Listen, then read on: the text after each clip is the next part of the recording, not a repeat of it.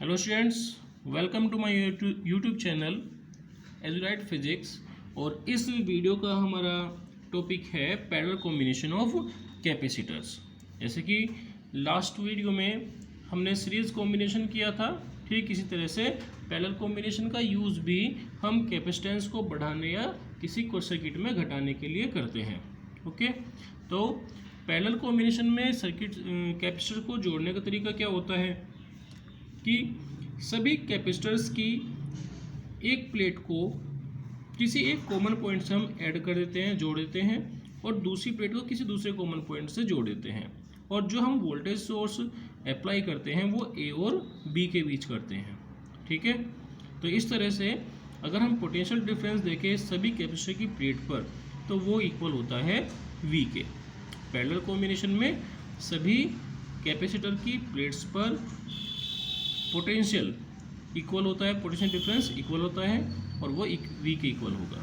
Okay, यहाँ सभी capacitors के जो चार्ज है वो सीरीज कॉम्बिनेशन के रिलेटिव अलग अलग होता है। सीरीज कॉम्बिनेशन में इक्वल होता है सभी पर और यहाँ पर पोटेंशियल इक्वल होता है।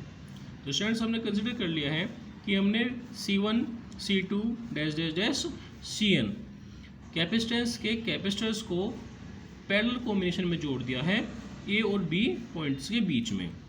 तो इन पर जो चार्ज है वो हम कंसिडर करते हैं कि Q1 Q2 dash dash dash Qn induce होता है या इनको मिलता है। तो कैपेसिटेंस के फॉर्मूला का यूज़ करेंगे हम। और यहाँ पर क्योंकि इक्विवेलेंट चार्ज डिवाइड हो रहा है Q1 Q2 Q3 में, तो हम इक्विवेलेंट चार्ज के लिए Q1 Q2 Q3 की value dash dash dash find करेंगे। ओके, डेफिनेशन देख लेते हैं।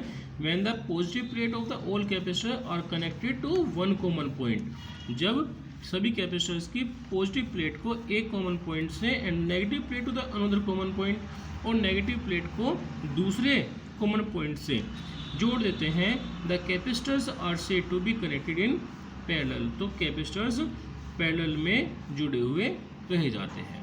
ओके, तो यहाँ से हम Q is equal to C V from Q is equal to C V और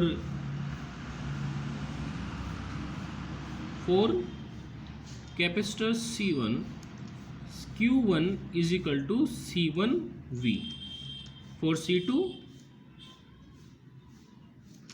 Q2 is equal to C2V and similarly Q3 is equal to C3V और dash dash dash Qn is equal to CNV. Okay, very easy. So equivalent charge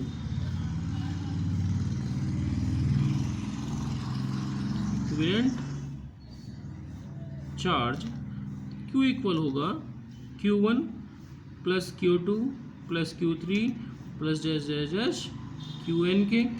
तो Q is equal to Q1 की value C1V plus C2V plus C3V plus dash dash dash CNV।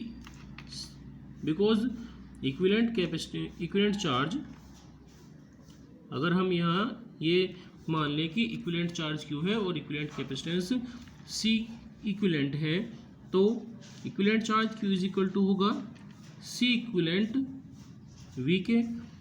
इस side से हमने V common ले लिया तो C1 plus C2 plus C3 plus dash dash dash Cn और V cancel, तो C equivalent is equal to C1 plus C2 plus C3 plus dash dash dash Cn। दूसरा देखते हैं हम कि इक्विवेलेंट कैपेसिटेंस जो है वो कॉम्बिनेशन में जुड़े हुए इंडिविजुअल कैपेसिटर्स के कैपेसिटेंस के सम के इक्वल होता है। और जब ऐसा होगा तो इक्विवेलेंट कैपेसिटेंस की वैल्यू कॉम्बिनेशन में लगे हुए जो सबसे बड़े इंडिविजुअल कैपेसिटर है, सबसे बड़ा इंडिविजुअल कैपेसिटर है जिसका कैपेसिटेंस सबसे ज़्यादा है, उससे भी ज़्यादा होगी। ओके, तो इन पॉइंट्स को हम लिख लेते हैं।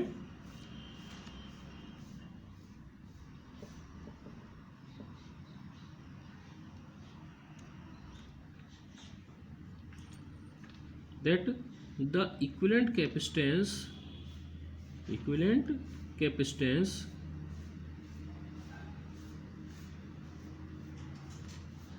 is equal to the sum of the individual capacitances.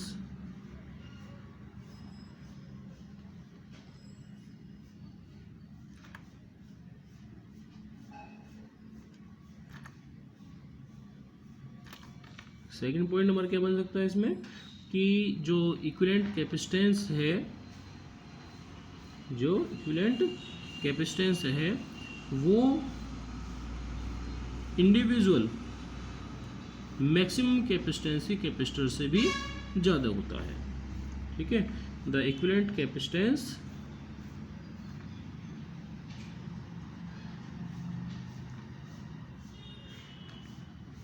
Is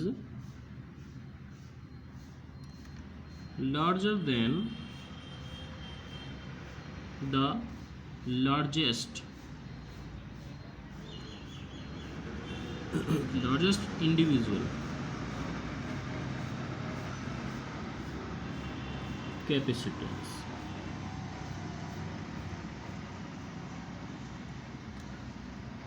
okay, और इस कॉम्बिनेशन में पोटेंशियल डिफरेंस है वो सभी के लिए इक्वल होगा।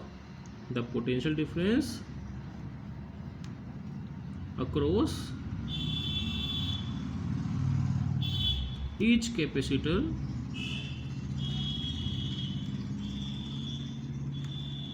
is same। ओके स्टूडेंट्स, तो ये टॉपिक कंप्लीट हो गया है।